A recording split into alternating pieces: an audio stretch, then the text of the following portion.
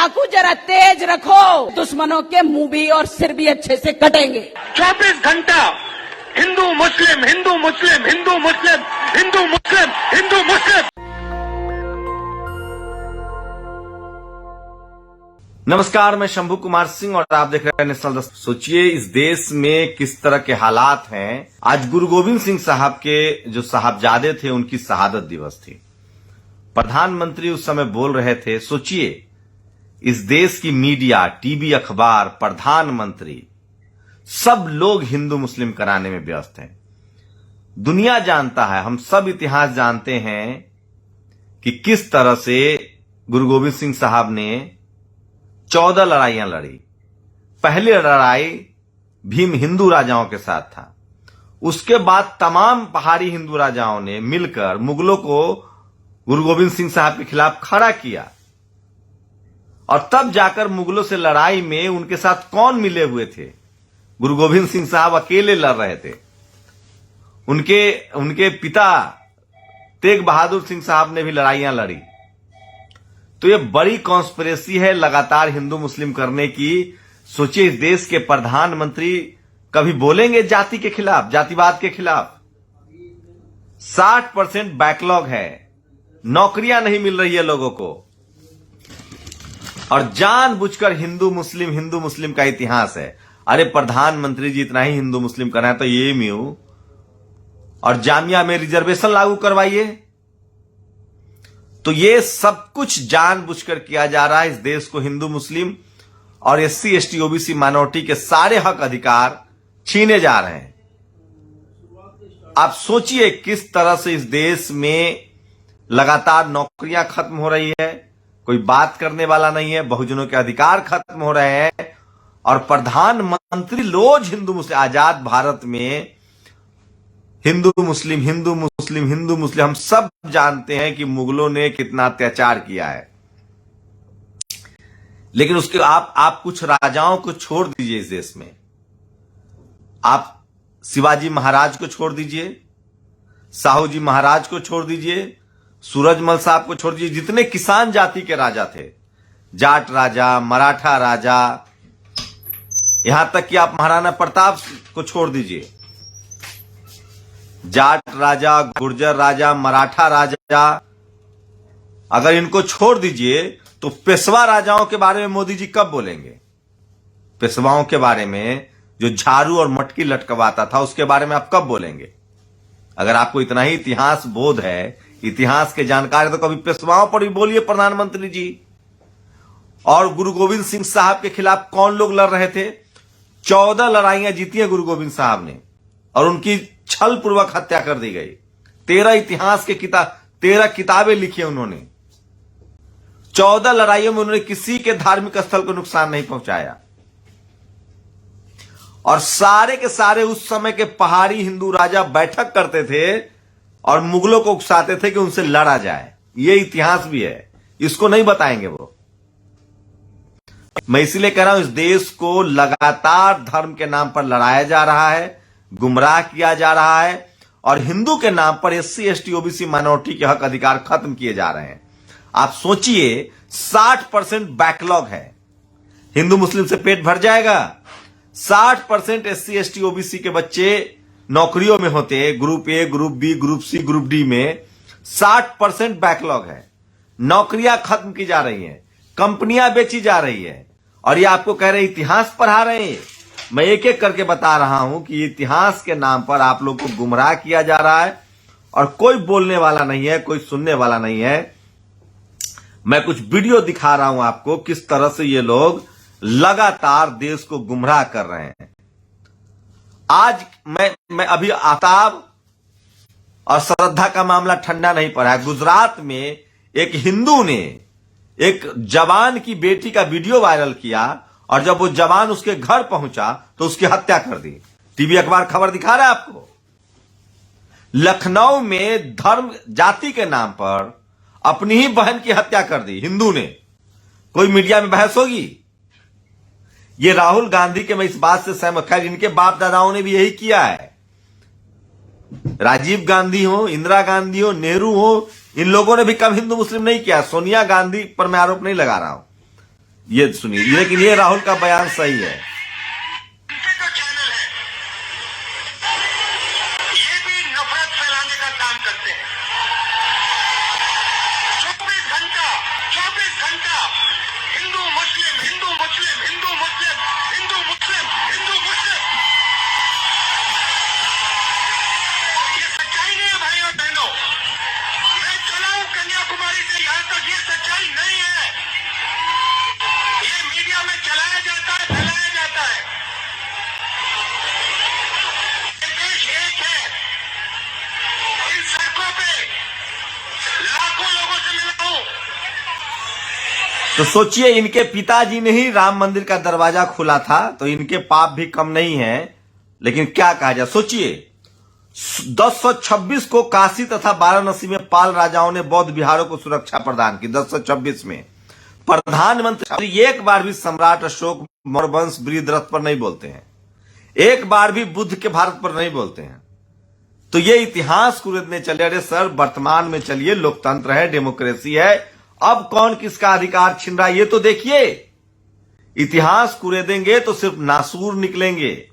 इतिहास में कौन लोग जुल्म किए हैं, सबके इतिहास हैं। और सोचिए कि किस तरह से, मैं बार बार कह रहा हूं, ये देखिए, ये इनका ये तमाम मनुवादियों की साजिश है हिंदू मुस्लिम। जैसा उत्तर दो। ये देखिए, इसलिए लव जिहाद करने वालों को लव जिहाद जैसा उत्तर दो। अपनी लड़कियों को सुरक्षित रखो, अपनी लड़कियों को संस्कारित करो, अपने घर में हथियार रखो।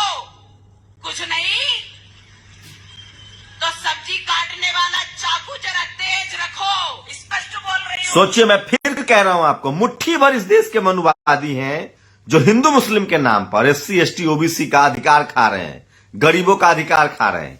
ये आपको जज, आप हिंदू बन जाइए, लेकिन ये आपको जज नहीं बनाएंगे, ये आपकी नौकरियां नहीं देंगे। इनसे कहिए कि हमारा आरक्षण लागू करो, बैकलॉग भरो।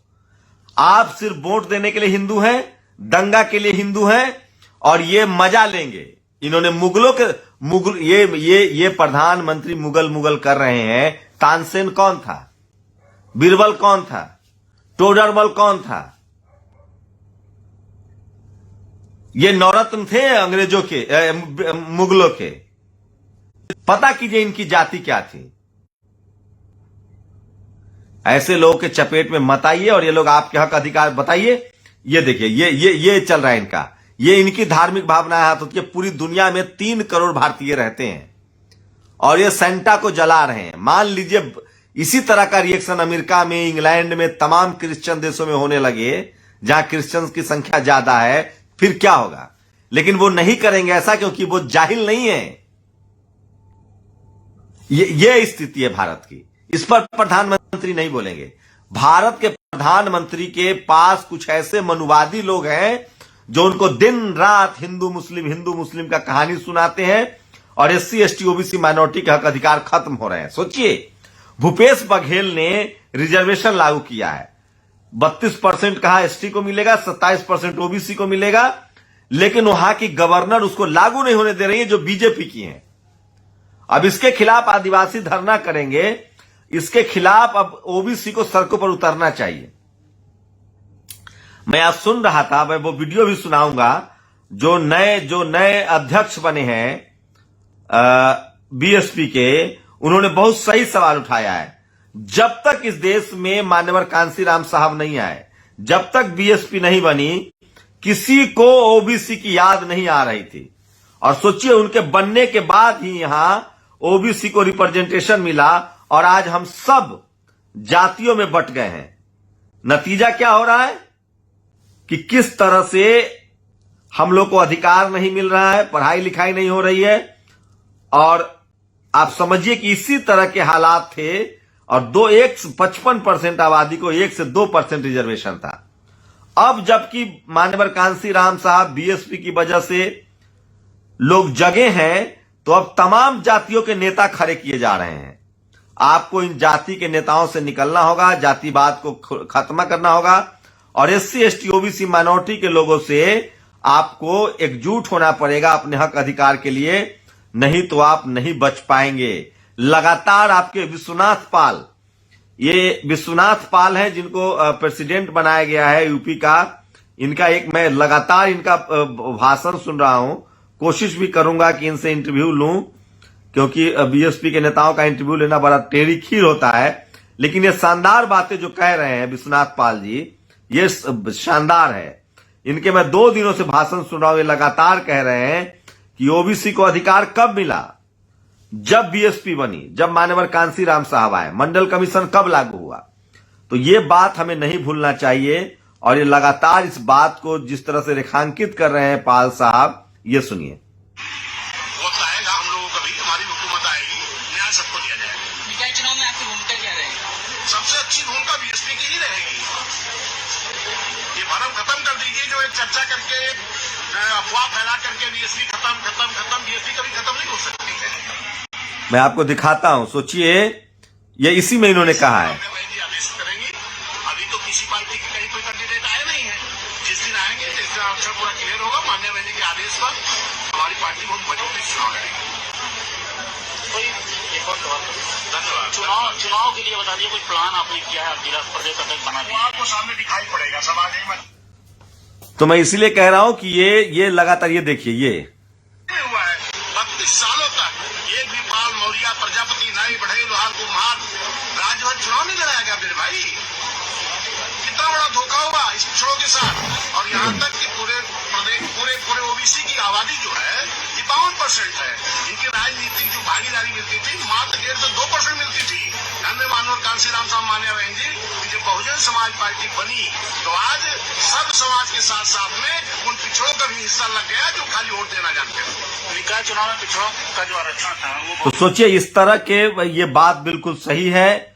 और अगर ये नहीं होता है, सोचिए, जब तक बीएसपी नहीं बनी थी, जब तक मान्यवर साहब नहीं आए थे, तब तक इक्का दुक्का कर्पूरी ठाकुर हो, लालू यादव हो, नीतीश कुमार हो, रामविलास पासवान हो, इस पर कोई बात ही नहीं करा। इसलिए हिंदू मुस्लिम से बचे रहिए। और आपको गुमराह किया जा रहा है, अंधेरे में रखा जा रहा है। सिख समाज को फिर से लड़ाने की कोशिश है। लगातार हिंदू मुस्लिम किया जा रहा है। और इसमें सबसे ज्यादा जिनको हिंदू मुस्लिम से सत्ता मिल रही है वो मजाक कर रहे हैं। लेकिन आरक्षण बताइए, SC Hindu, ST Hindu, OBC Hindu, Jat Hindu, Gurjar Hindu, Patel Hindu, Maratha Hindu, Thakur भी हिंदू है ना। ये सब हिंदू। आपके बच्चों की नौकरी 4 साल की कर दी गई सेना की। सारे किसान जातियों के लोग सेना में जाते थे, मुसलमान जाता है सेना में। कितने मुसलमान है सेना में? सरकारी नौकरियों में सारी कंपनियां बेची जा रही है, कितने मुसलमान नौकरी में जा रहे हैं? सारे Jat, Gurjar, Patel, Maratha, SC, ST, OBC के लोग जा रहे हैं। ओबीसी कैटेगरी में कितने मुसलमान आते हैं? इसलिए मैं कह रहा हूं, इस देश में आपको बहकाया जा रहा है धर्म के नाम पर। और गुरु गोविंद सिंह साहब ने 14 लड़ाइयां लड़ी, 14 की 14 लड़ाइयां जीती। पहली लड़ाई हिंदू राजाओं के खिलाफ है। और तब बाकी के पहाड़ी हिंदू राजाओं ने एकजुट होकर मुगलों के साथ मिलकर एक के बाद एक उन पर हमले करवाए। जाके देखिए संजय लीला भंसाली का बाजीराव मस्तानी कौन लेके आया था मुगलों को। पहचानिए ऐसे लोगों को, कौन मुगलों के दरबार में थे। उस पर बात नहीं करेंगे। मैं फिर कह रहा हूं, इस देश में गड़े हुए मुर्दे मत उखाड़िए, नहीं तो सम्राट अशोक, चंद्रगुप्त मौर्य, घनानंद का इतिहास बताइए देश को, बुद्धिस्टों का इतिहास बताइए। हिंदू मुस्लिम इनका इतिहास मुगल से आगे बढ़ता ही नहीं है। अरे मुगल से आगे भी तो इतिहास था। तथागत बुद्ध का इतिहास है, परसेनजीत का इतिहास है, मिलिंडर का इतिहास है। इनका इतिहास सिर्फ मुगलों वाला इतिहास है। और मुगलों के यहां दरबारी कौन कर रहा था, मुगलों के लिए सेनापति कौन था, मुगलों की तरफ से लड़ कौन रहा था, और मुगलों का बदला जुम्मन मियां से लेंगे आप। तो एससी एसटी सोचिए, आज बैकलॉग भरा हुआ है।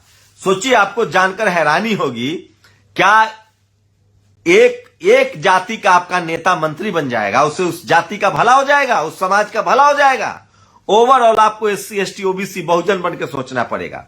आपका 27% ओबीसी का रिजर्वेशन है, 52% होना चाहिए। सोचिए, 10% आबादी सवर्णों की मानी जाती है, उनको 10% आपने रिजर्वेशन दे दिया, प्लस वो 51% उनके पास जनरल की सीटें हैं। 10% आबादी के लिए 60% का इंतजाम है और 90% SC, ST, OBC और किसान जातियों के लिए कितना इंतजाम है? 49.5%। उसके बाद भी आप कंपनियां बेच रहे हैं, रेल बेच रहे हैं, प्लेन बेच रहे हैं, सारी नौकरियां खत्म कर रहे हैं, क्योंकि ये लोग डरे हुए हैं, सहमे हुए हैं, बोल नहीं रहे हैं। इसके खिलाफ आपको बोलना पड़ेगा। और मैं एक ट्वीट दिखाता हूं खड़गे साहब का। उन्होंने डाटा दिया है, और ये कांग्रेस का ऐसा नहीं कि इसमें पाप नहीं है, लेकिन थोड़ा बहुत कांग्रेस करती थी, वो बहुत जरूरी डाटा है और नौकरी का सवाल होना चाहिए। मैं फिर कह रहा हूं, इस देश में जो मनुवादी है मुट्ठी भर, जातिवादी, मनुवादी और ब्राह्मणवादी जो लोग हैं, वो इस देश को जाति के नाम पर, धर्म के नाम पर लड़ा रहे हैं। वही कभी सिख दंगा कराते हैं, वही कभी गोधरा का कांड कराते हैं। ये सारे जातिवादियों, मनुवादियों से हिसाब बराबर कीजिए। और ये SC, ST जैसे ही ये हिंदू मुस्लिम करने वालों से आरक्षण पर सवाल पूछेंगे, ये बिल में घुस जाएंगे। इसलिए इनकी पहचान बहुत जरूरी है। इनके बहकावे में मत आइए। और प्रधानमंत्री को इन लोगों ने बहका रखा है। मुगल मुगल मुगल मुगल मुगल मुगल का अचार डालना है। अभी बताइए, मुगल नौकरी देगा? सोचिए, केंद्र सरकार में दलित समाज के खाली पद ग्रुप ए में 48%, ग्रुप बी में 60%, ग्रुप सी में 45%। केंद्र सरकार में आदिवासी समाज के खाली पद ग्रुप ए में 53%, ग्रुप बी में 60%, ग्रुप सी में 53%। केंद्र सरकार में पिछड़े वर्गों का खाली पद ग्रुप ए में 60%, ग्रुप बी में 74%, ग्रुप सी में 63%। ये हिंदू नहीं है? दीजिए इनको नौकरी। यह सिर्फ आपको बहकाया जाता है, भरमाया जाता है, और इसके लिए टीवी और अखबार जिम्मेदार। मैं बार बार कह रहा हूं, इस देश में जो मुट्ठी भर मनुवादी है, वही मीडिया चलाते हैं, वही सुप्रीम कोर्ट चलाते हैं, वही हाई कोर्ट चलाते हैं, वही इनकम टैक्स, ईडी और यूपीएससी जैसे संस्थानों में बैठे हुए हैं। इन मनुवादियों के खिलाफ सबको बोलना पड़ेगा, जो इस देश को, जिसने जातियां बनाई, जो जातिवाद का लाभार्थी है, जो मनुस्मृति के हिसाब से सबसे ऊपर बैठा हुआ है, और वो सबको लड़ाता है बारी बारी से। इस देश में सोचिए, राजपूतों, सबसे ज्यादा राजपूत सेना में जाते थे, उनको अग्निवीर बना दिया 4 साल के लिए। सोचिए, इकोनॉमिक वीकर सेक्शन का जो 10% रिजर्वेशन है, इस देश के कायस्थ, वैश्य, बनिया समाज, कायस्थ समाज, राजपूत समाज को देखना चाहिए कि उस 10% में किनको नौकरी मिल रही है। और सोचिए आप, वो बैठे हुए लोग सत्ता में है बेईमानी से, और सब भरमा रहे, प्रधानमंत्री को रोज भरमाते हैं। और यही लोग, ये साध्वी प्रज्ञा जैसे लोग रोज हिंदू मुस्लिम करते हैं। मैं SC, ST, OBC माइनॉरिटी के हिंदुओं से अपील करता हूं कि अगर आप हिंदू हो तो इस सरकार से कहो कि नौकरियां दे, कंपनियां ना बेचे, आपको बैंक से लोन दे, बिजनेस करने दे, पत्रकार बनाए, जज बनाए। बनाएंगे ये? आप सिर्फ वोट के लिए हिंदू हैं। अगर आप पटेल हैं, जाट हैं, गुर्जर हैं, मराठा हैं, SC हैं, ST हैं, OBC हैं, आप ठाकुर हैं, तो आपको अग्निवीर बना देंगे। सबसे ज्यादा सवर्णों में राजपूत का नुकसान हो रहा है। सेना की नौकरी जा रही है। सोचिए, इस तरह से सोचिएगा, कभी तब लगेगा कि ये रोज हिंदू मुस्लिम, हिंदू मुस्लिम, हिंदू मुस्लिम क्यों होता है। ये मुट्ठी भर लोग जो है मनुवादी, वो इस देश पर कब्जा किए हुए हैं धर्म के नाम पर। पहले इन्होंने जाति के नाम पर कब्जा किया, और जब जाति का भेद खुल गया, क्योंकि जाति की लड़ाई आज से नहीं लड़ी जा रही है, जातिवाद के खिलाफ बुद्ध ने लड़ाई शुरू की, उसके बाद कबीर साहब लड़े, पेरियार साहब लड़े, फूले लड़े, संत शिरोमणि रविदास महाराज लड़े, न जाने हजारों बहुजन लड़े, संत गाडगे लड़े, अंकली लड़े, जगदेव बाबू लड़े, कर्पूरी ठाकुर लड़े, मान्यवर साहब लड़े, मायावती जी लड़ी। तमाम राजनीतिक लड़ाइयों की वजह से जब इन लोगों को लगा कि अब जाति पर हम लोग, और जब संविधान लागू हो गया बाबा साहब का, और जाति आधारित शोषण के खिलाफ आरक्षण आया, तब उसको खत्म करने के लिए इन्होंने अब धर्म की राजनीति शुरू कर दी है। लेकिन इनसे पूछिए कि मुगलों के दौर में इनके बेटी रोटी के संबंध थे, ये वहां नवरत्न बने बैठे थे, तब आपको नहीं याद आ रहा था हिंदू? तुलसी, रामचरितमानस लिखने वाले तुलसी दुबे ने एक लाइन मुगलों के खिलाफ नहीं लिखा है, जबकि उसी दौर में वो रामायण लिख रहे थे। गुरु गोविंद सिंह साहब के खिलाफ कौन राजा थे जिन्होंने मोर्चेबंदी कर रखी थी और मुगलों को उकसाते थे और लड़ाई होती, युद्ध होता था? ये सब इतिहास में जा रहे हैं। बुद्धिस्टों को किसने मारा? जातिवाद पेशवाओं ने लागू किया। आज की बात कीजिए, आजाद भारत की बात कीजिए कि आजाद भारत में कौन किसका शोषण कर रहा है। आजाद भारत में SC, ST, OBC, minority, Jat, Gurjar, Patel, ठाकुरों का शोषण मुसलमान नहीं कर रहा है। वो सिस्टम में नहीं है, वो जुडिशियरी में नहीं है, मीडिया में नहीं है, ब्यूरोक्रेसी में नहीं है, वो खेल से बाहर है साहब, नौकरियों से बाहर है। ये मनुवादी लोग इस देश के सिस्टम में बैठ के हिंदू, ये तमाम लोगों को जो हिंदू हैं उनको सचेत होना पड़ेगा कि आपके बच्चे का भविष्य कैसे बनेगा। सरकारी स्कूलें बंद हो रही है, सरकारी मेडिकल की पढ़ाई महंगी हो रही है, इंजीनियरिंग की पढ़ाई महंगी की जा रही है, ताकि इस देश का 90%, 95% आबादी सिस्टम से बाहर हो जाए।